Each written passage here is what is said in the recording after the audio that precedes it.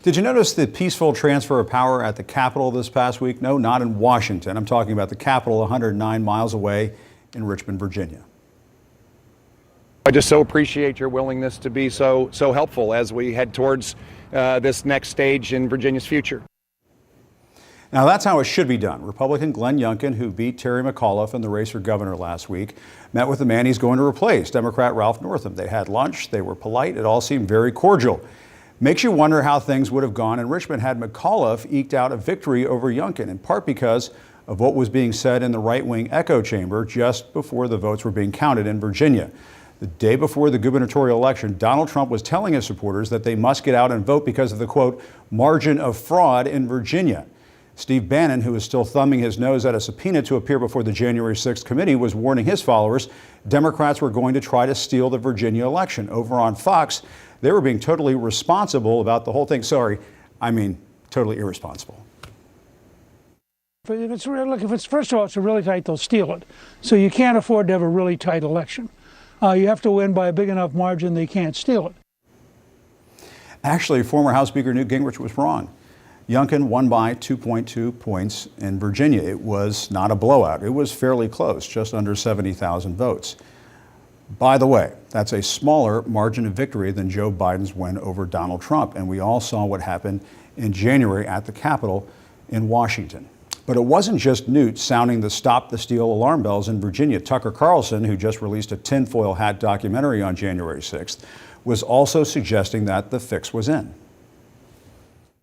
There has been a hitch in the highly anticipated count in the Virginia governor's race. Fairfax County, which is the biggest and most Democratic county in the state of Virginia, will not be supplying its vote results on time. We're supposed to have early vote shortly after 7 o'clock Eastern, but an hour ago, a Fairfax County official announced that there is a delay.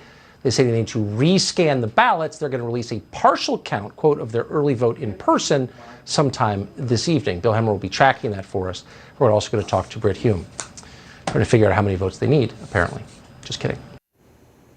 Tucker is always just kidding or asking questions. If you adjust your tinfoil hat just right, he sounds very sincere. But the usual bad faith actors on Fox were just amplifying the far more volatile rhetoric in other corners of right-wing media in the days leading up to the election.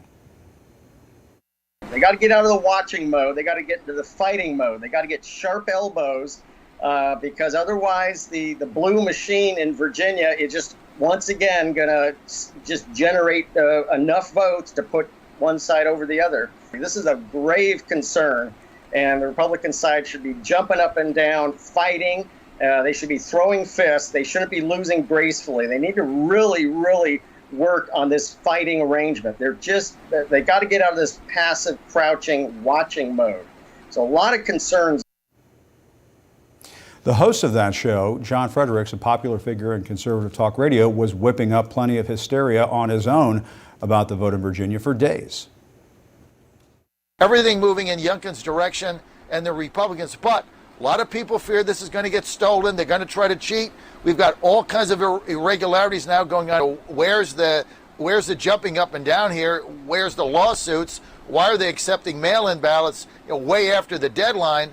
I mean, why are they sending out absentee ballots to people that didn't put their Social Security number? Violation of law. All this has got to get fleshed out. But you're right. The Youngkin campaign, they got 7 days. They got to get on it because they're going to try to steal it in Fairfax. But the Democrats didn't steal it in Virginia. They lost, and then they conceded. Terry McAuliffe released a statement congratulating Youngkin on his victory. He didn't act like a sore loser. He didn't incite an insurrection.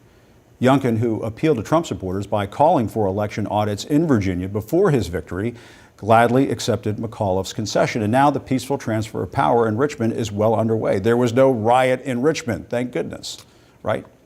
As a Virginia kid, I was pretty happy about that. But where would we be if Youngkin had lost? It's hard to say. Maybe it would have been just fine. We'll never know. By the way, in New Jersey, the Democratic incumbent governor, Phil Murphy, won by about the same margin as Youngkin did in Virginia. Last time we checked, Murphy's challenger, Republican Jack Ciattarelli, has yet to concede.